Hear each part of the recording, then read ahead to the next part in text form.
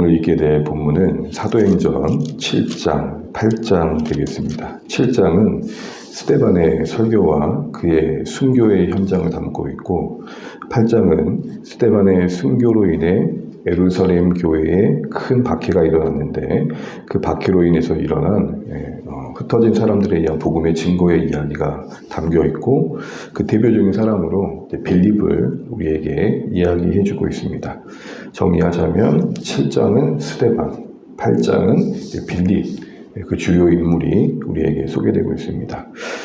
스데반은 참 억울하게 지금 공의 앞에 서 있습니다. 어제 6장 후반절을 보시게 되면 아무도 스데반의 성경의 실력을 이길 수 없었습니다. 역사에 대한 이해, 말씀을 풀어가는 지식을 대응할 사람이 없었던 거죠. 그러다 보니까 야비하게 사람들을 매수해가지고 거짓 선동해서 이 스데반이라는 사람이 성전을 모욕하고 있고 율법을 무시한다 라는 제명을 씌워서 공회에 붙잡아왔던 겁니다. 사람들을 매수하고 선동하는 게 전공법은 아니죠. 야비합니다. 그런데 세상이 그렇습니다. 복음으로 사는 우리가 참 어려운 것은 그렇게 하지 않으려고 하는 게 아니라, 그렇게 할 수 없어서가 아니라 그렇게 하면 안 된다는 것 때문에 우리가 뻔히 알면서도 당할 때가 있잖아요.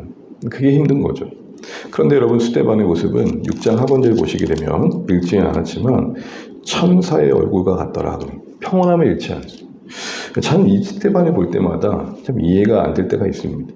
적어도 이 정도의 억울한 상황이면 분노가 일어나고 얼굴이 불그락 그럴 것 같은데 전혀 그러지 않은 모습이 증거되고 있습니다. 그리고 나서 7장에 차분하게 이렇게 말합니다. 여러 부형들이여. 존중형 아닙니까? 자기를 잡아 죽이려고 데려온 사람들과 포함하여 그 앞에 있는 이스라엘 사람들을 향해서 존중의 마음을 담아서 차분하게 이스라엘 역사를 이야기하며 설교를 합니다. 그 반응이 무엇입니까? 우리가 54절 읽은 것처럼 그들이 이 말을 다 듣고 마음에 찔려 이를 갈거늘 이라고 되어 있습니다. 적어도 마음에 찔렸다는 것은 스데반의 설교가 와 닿았다는 거죠. 들렸다는 겁니다. 그게 자신들에 대한 이야기임을 말합니다. 긴 스데반의 설교의 핵심 내용은 뭐냐면 이스라엘의 그 목이 굳고 마음이 할례받지 못한 그 완악한 마음으로 하나님을 거스렸던 그 역사를 너희가 지금도 이어가고 있구나라는 것입니다.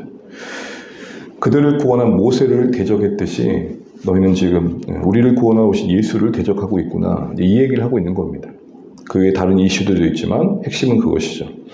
이것 듣고 화가 난 거죠. 사람들이 우리가 하나님을 대적하고 있다고. 그러면서 스데반을 오늘 여기에 보게 되면 크게 소리 듣고 달려들면서 돌로 치게 됩니다. 그 자리에 누가 있습니까? 증인으로서 사울이 서 있습니다. 아직까지는 사울은 하나님을 향한 어떤 그릇된 열심이 자신에게 있는지 모르고 그걸 당연히 여기 있고 그것이 하나님을 사랑하는 거라고 생각하고 그 자리에 서 있습니다. 우리가 어느 자리에 서서 보느냐에 따라 참 달라지는 것 같습니다. 사울이 지금 서 있는 자리에서 스데반이 죽으면 마땅합니다. 그러니까 우리가 어떤 대화를 주고받고 어떤 사안을 이해할 때 왜 저렇게 말하지 이전에 저 사람은 어떤 자리에서 서 있지가 더 중요한 것 같습니다. 같은 상황도 어느 자리에서 보느냐에 따라 이해가 다른 거죠. 이런 사울의 모습 속에서 오늘 우리는 참 스데반의 죽음이 더 안타깝게 여겨집니다. 그런데요, 오늘 스데반의 죽음의 마지막을 보시게 되면 이렇게 이야기되어집니다. 59절, 60절 같이 한번 보겠습니다. 그들이 돌로 스데반을 치니 스데반이 부르짖어 이르되 주 예수여 내 영혼을 받으시옵소서 하고 무릎을 꿇고 크게 불러 이르되 주여 이 죄를 그들에게 돌리지 마옵소서, 이 말을 하고 자니라. 스데반 당신에게는 돌 던짐을 당한다는 게 얼마나 아픔이었겠습니까? 그 고통의 시간에 무릎을 꿇는다는 정신을 갖는 것도 참 대단해 보이는데 그 고백을 보게 되면 자신의 영혼을 받아주시옵소서까지는 이해가 됩니다.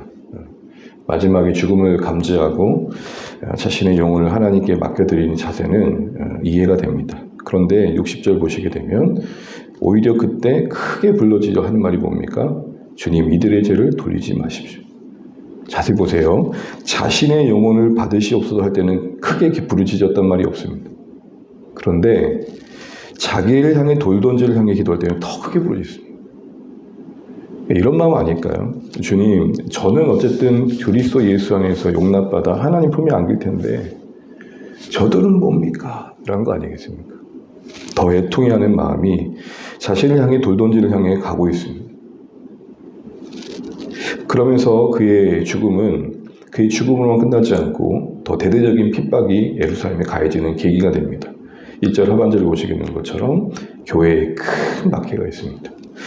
우리가 이전에 말했던 것처럼 이 박해로 인해서 일어난 모습을 보게 되면 흩어진 일들이 일어납니다. 1절 하반절에도 8장 1절 하반절에도 흩어지되 모든 땅으로, 유대와 사마리아 모든 땅으로 흩어지게 됩니다.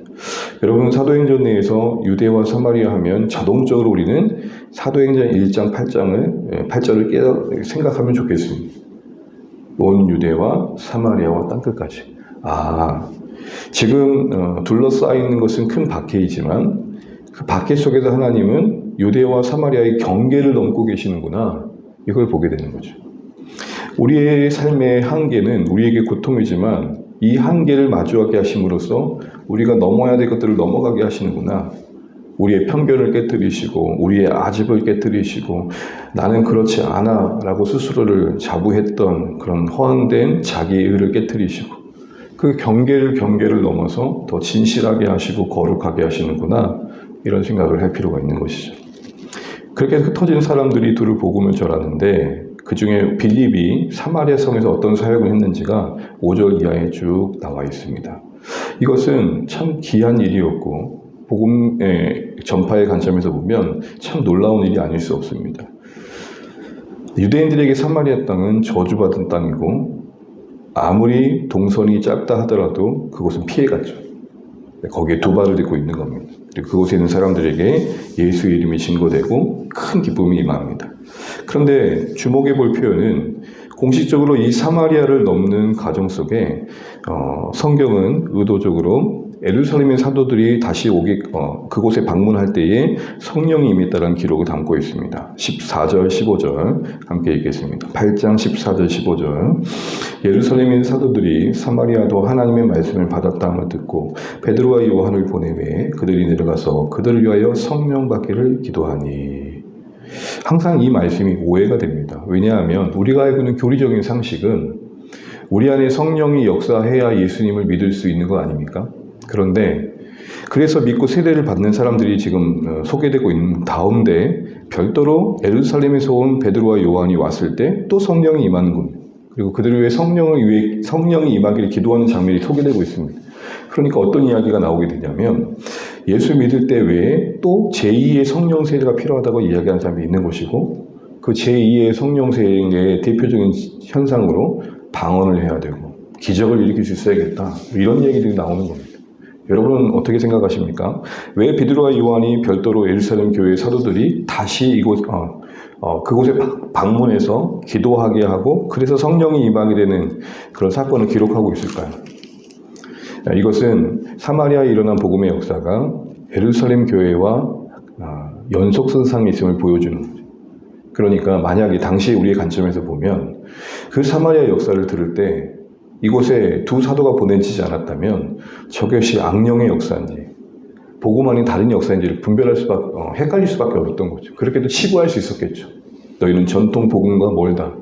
그런데 예루살렘 교회, 복음이 시작된 그 교회에서 그 대표자들이 와서 그곳에서 말씀 받는 은혜의 일들을 확인하고 그것이 하나님께서 일으키신 역사임을 인정하고 기도할 때 예루살렘 교회와 사마리아 교회는 연결되는 겁니다.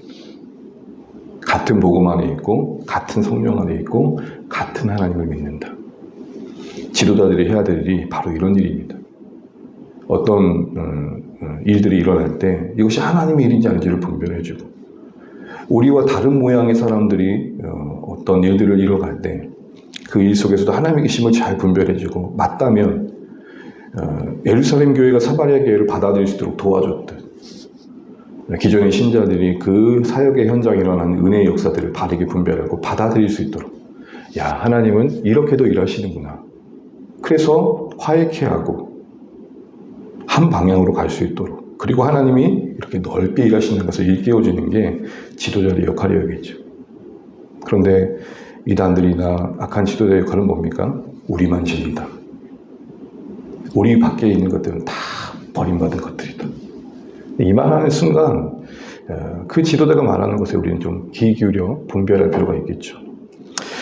그리고 나서 이렇게 공식적으로 사마리아에서의 복음의 역사도 하나님의 역사다라고 인정된 뒤에 마지막에 26절에서 40절까지 너무 잘 알고 계시는 에디오피아 내시에게 빌립이 보내지고 복음의 증거가 이루어지고 세례받는 장면이 나와 있습니다. 당시에 에디오피아 내시, 오늘날은 수다를 말합니다. 왜 에디오피아 사람이었을까 생각을 해보면 당시 사람들에게, 유다 사람들에게 에디오피아는 땅끝이었고 가장 먼 나라로 인식된 곳이었습니다. 근데 그곳에서 온 사람이 복음을 듣고 그곳으로 다시 보내져지고 있는 것이죠. 이 말은 무엇입니까? 계속해서 사도행전 1장 8절이 이루어지고 있는 겁니다. 주목할 것은 빌립이 에디오피아로 직접 간 것도 아니고 땅끝까지 간 것도 아니지만 빌립이 그곳에서의 사역이, 보냄받은 그 자리에서 사역이 땅끝과 연결되어지고 있다는 것입니다.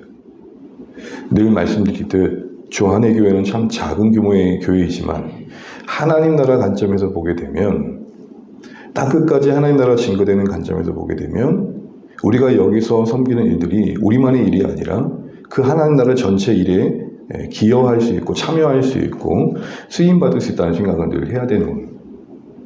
이곳에 있지만 열방을 품는 교회, 우리가 구랄이라는 곳에 세워진 교회 속에 함께 모여 기도하고 섬기지만 품은 마음만큼은 열방을 품는 교회.